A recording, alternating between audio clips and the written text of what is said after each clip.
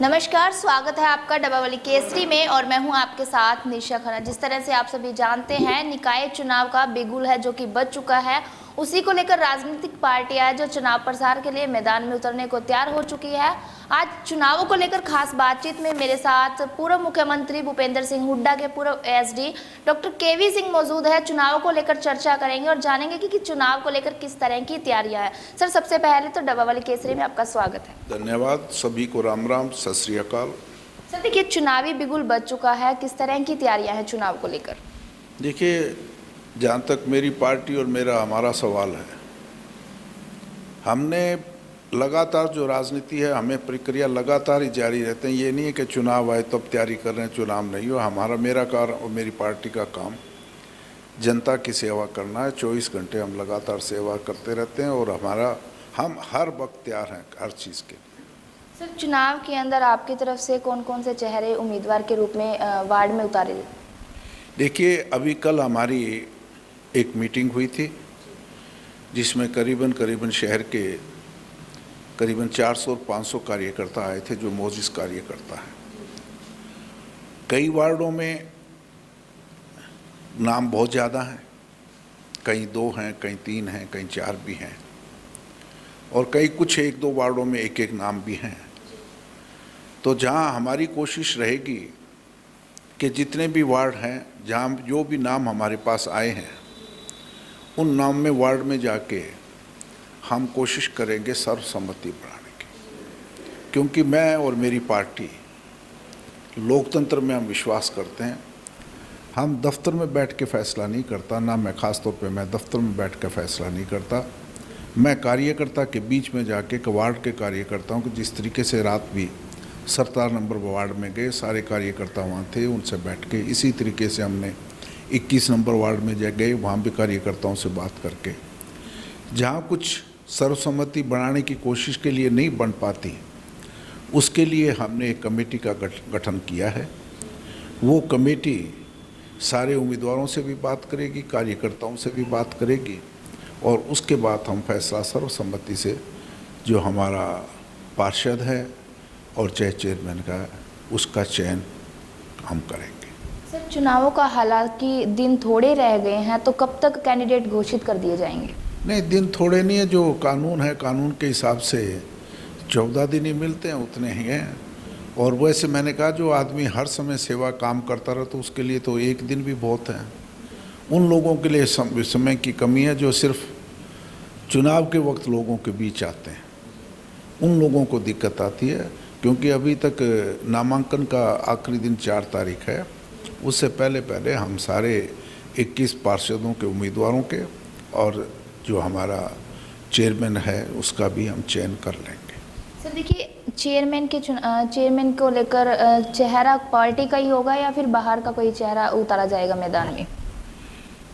नहीं, बाहर का मैडम आपके सवाल को शायद मैं थोड़ा समझ नहीं पाया। बाहर से मतलब कि फील्ड में रहने वाला कोई और व्यक्ति चुनाव में उतारा जाएगा या फिर पार्टी का ही होगा? नहीं, ऐसा उम्मीदवार हम देंगे जो जनता से जुड़ा हुआ हो और कार्यकर्ताओं से भी जुड़ा हुआ हो, जिसकी छवि साफ हो, जिसका काम करने का तजर्बा भी हो, नीयत भी हो और ईमानदार भी हो।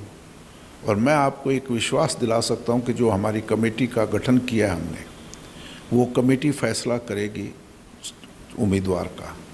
पर मैं इतना विश्वास के साथ, दावे के साथ कह सकता हूं, जब हमारी पार्टी, हमारी कमेटी उस उम्मीदवार का घोषणा करेगी, तो मैं दावे के साथ कह सकता हूं, हर आदमी ये कहेगा कि कांग्रेस पार्टी ने उम्मीदवार तो अच्छा उतारा है। सर देखिए, जो पूर्व चेयरपर्सन रही हैं, उनकी तरफ से आपके ऊपर कुछ आरोप भी लगाए गए हैं। सुमन जोहिया की तरफ से क्या कहोगे?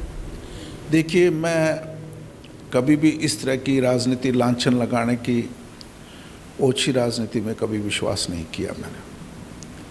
मैंने हमेशा सकारात्मक राजनीति की है और सकारात्मक ही राजनीति मैं करता आया हूँ। लोकतंत्र में कौन क्या बोलता है वो उसकी अपनी बुद्धि है, मैं उस पर कुछ नहीं कहना चाहता।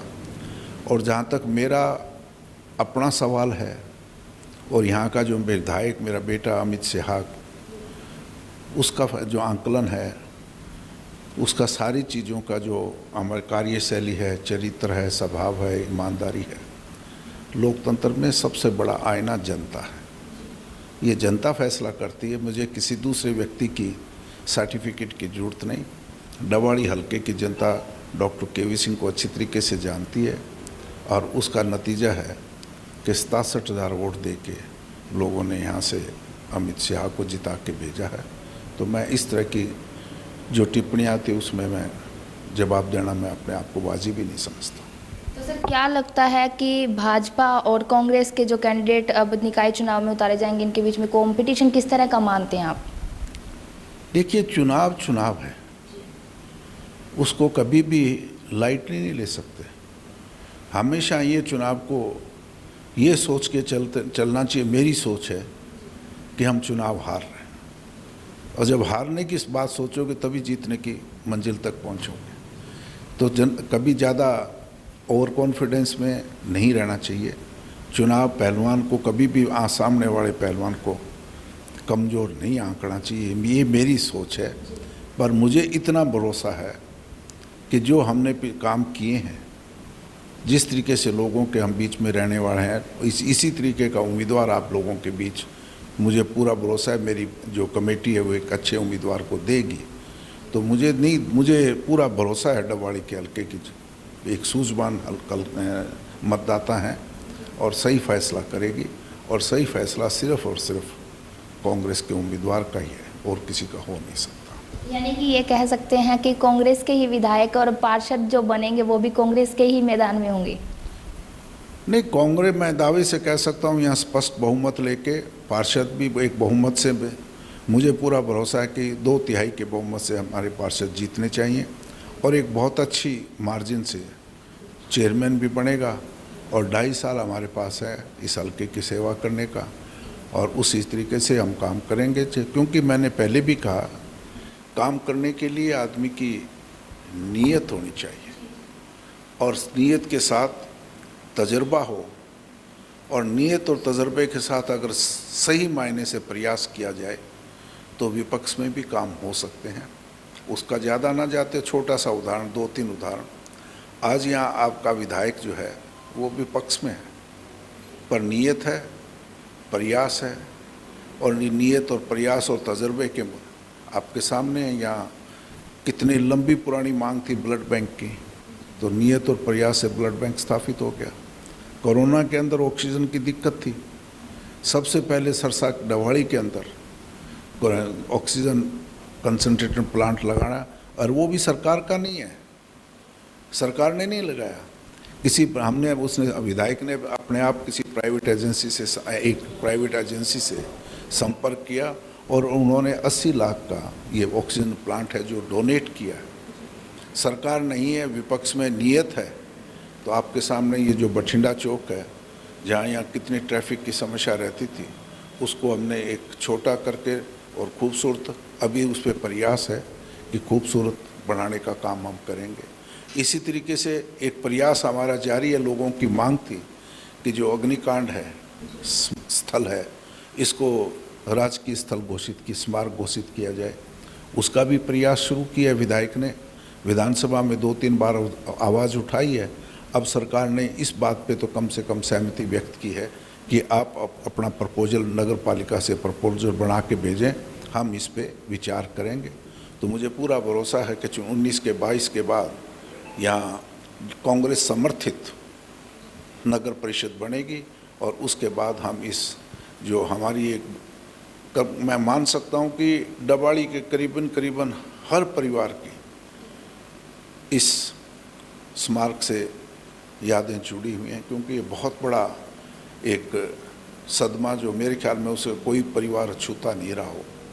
तो अगर एक ये राजकीय स्मारक बनता है तो उन आत्माओं को एक सच्ची श्रद्धांजलि होगी। तो अगर हमारा नगर परिषद बनेगी, फिर हम इस पर प्रयास करेंगे और इसको राजकीय स्मारक घोषित कराने का काम करेंगे। तो मेरा फिर कहने का मकसद, आपकी नीयत होनी चाहिए, प्रयास होना चाहिए। पर राजनीतिक आदमियों की नीयत में खोट आ गई। जब वो विपक्ष में होते हैं तब एक बहाना बना लेते हैं कि जी हम तो विपक्ष में, हमारी चलती नहीं। तो इसलिए हमने ये साबित करने का काम किया है कि विपक्ष का भी विधायक अगर वो नियत और प्रयास करे तो काम हो सकता है।